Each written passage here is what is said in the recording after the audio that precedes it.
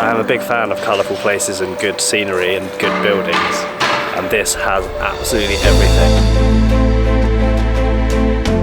This is Stockholm, one of the most well-preserved medieval cities in Europe. Sweden's capital is full of colour, life and incredible sights.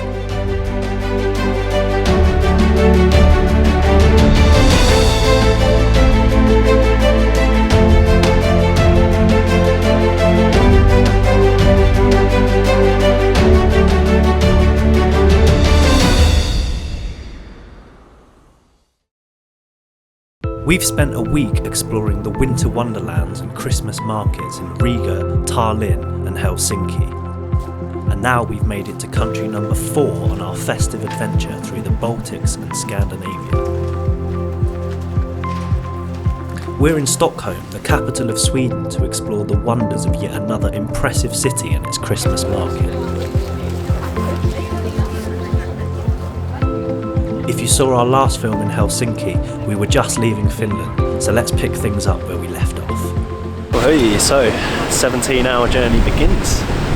We are now leaving Finland, leaving Helsinki behind us and heading to Stockholm, where we will arrive at 10 a.m. tomorrow morning. It's currently about 20 past 5. And a bit of a wet and miserable Finland, but looking pretty impressive by night, and it's clear enough to get a nice view. So we're going to go in, have a shower in the cabin in a minute, and then head out for lunch and drinks, I reckon. Lunch? Dinner and drinks.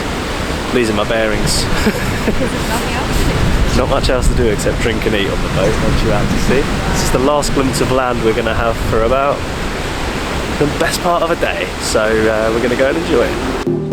As we passed by Helsinki's archipelago, we enjoyed the fresh sea breeze out on the deck for a little while and took in the lit up city skyline. But after the sight of Finland did slowly disappear over the horizon under the night sky, we decided to head back inside to our cabin to get ready to go and have some food. We're travelling on Viking Line's MS Gabriella for the journey across the Baltic Sea, which takes around 17 hours. It is a bit of a maze to navigate through the cabin area of the ship, as you can see. But there are signs to direct you to your room.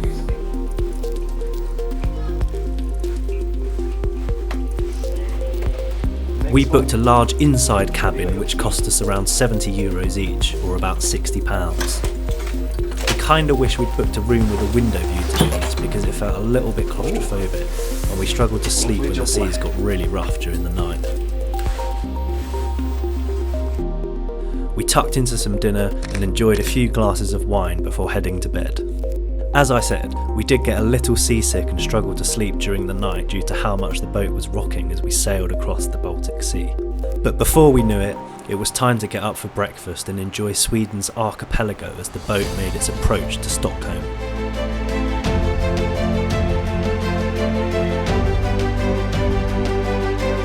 Stockholm's archipelago is astonishing. There are nearly 30,000 islands across the city and the surrounding areas. They boast rugged nature, wooded islands, rocky cliffs and even sandy beaches. Wow. I'm already obsessed. Are you? It's amazing.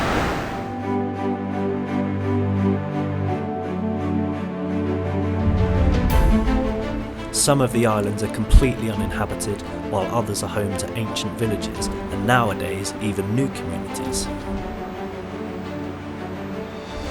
Houses, big and small, and cottages stand side by side.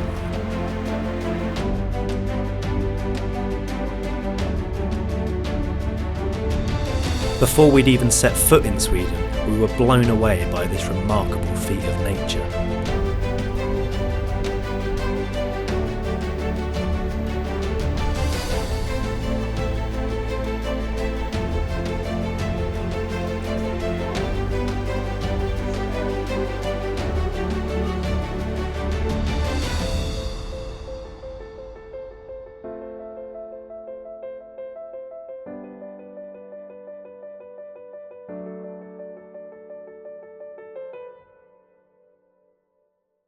We are in Stockholm, and first impressions have been absolutely amazing. Some of the architecture here is so cool. The colours are amazing. Every street is pretty. It's so clean, and we're so excited to be here. And as I do with every place, I'm like, this is the favourite place I've ever been. But I am a big fan of colourful places and good scenery and good buildings. And this has absolutely everything. We hadn't really thought too much about Stockholm and what it was going to offer. But so far it's been amazing. We've only been out about half an hour. We had a bit of a nap in the hostel when we got here. Been wandering around for about half an hour, just going to have some food now, but absolutely beautiful. One of the many beautiful buildings is Tyska Kyrkan, or the German church, which towers over the city. Sometimes called St. Gertrude's Church, it was originally built in 1558 under the rule of Swedish King Gustav Vasa to serve the local German community at the time. The impressive copper spire, which rises 96 metres into the sky, was completed in 1878 after a fire destroyed the old tower, and still to this day it forms an iconic part of the capital's skyline. Inside, it's equally impressive with incredibly detailed Baroque architecture, grand chandeliers and stunning huge stained glass windows. Services in German are still held at the church every Sunday at 11 AM. It was just one of many sights that left us in awe. What a great place, feeling very Christmassy just 2 days before Christmas. And we're going to carry on checking more out, but yeah, absolutely loving it so far. Should we go there? So pretty. We wandered along Copenhagen, which is a historic street dating all the way back to at least 1323 that served merchants during the Middle Ages. It led us to our next stop, Stockholm's famous Christmas market, which is based in Stortorget, or the Grand Square in English. Stortorget is the oldest square in Stockholm and is the historical centre on which the medieval era evolved gradually. It lies in the heart of Gamla Stan, which is Stockholm's old town and a separate compact island of its own surrounded by water. It has cobbled streets and colourful 17th and 18th century buildings, including the Royal Swedish Academy that you can see here. Let's take a little look around the bustling market filled with cute stalls selling gifts, food and drink.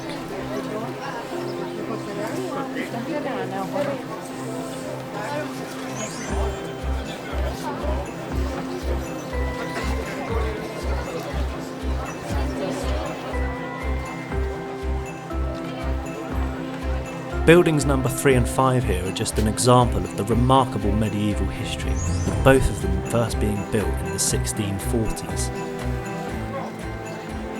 Stockholm is completely steeped in vibrant history, and another thing the Christmas market's famous for is Glögg, which is an old-fashioned Swedish-infused wine.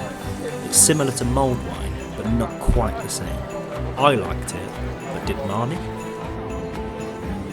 What do you make of your glögg, Marnie? Okay. I don't want any more. What's your verdict? It tastes like marzipan, that's what it tastes like, and that's why I don't like it. We'll take that as a no then. Something Marnie and I did both love was this place as a whole. It had a great vibe, and as you can see, it just looks incredible. We only had 24 hours in Stockholm before we needed to make tracks to Copenhagen in Denmark, but we tried to make the most of it and see as much as we could in the little time we had. Sometimes no words are needed, just take a look at the city from above to appreciate it in all its beauty.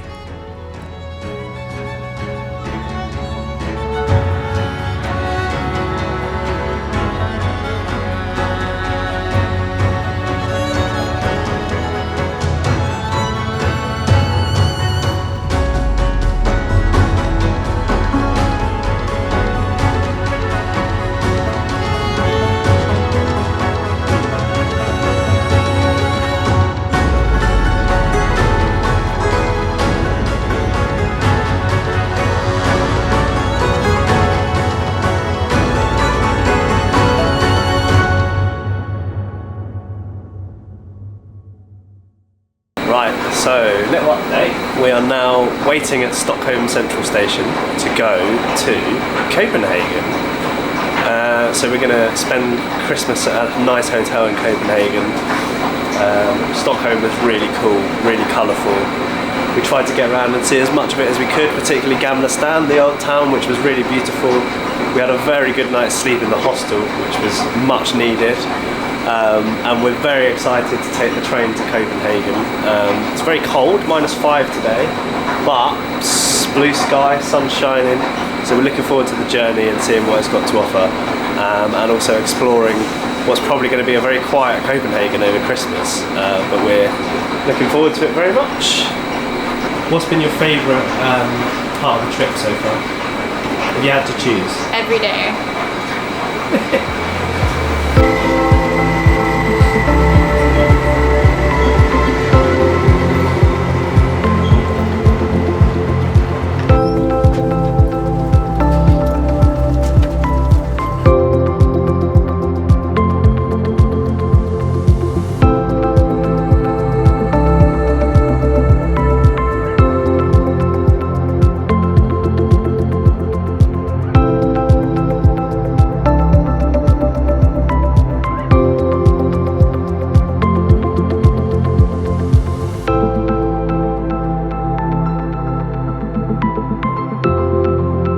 As we left Stockholm behind, we headed west through stunning snow-capped nature towards the capital of Denmark.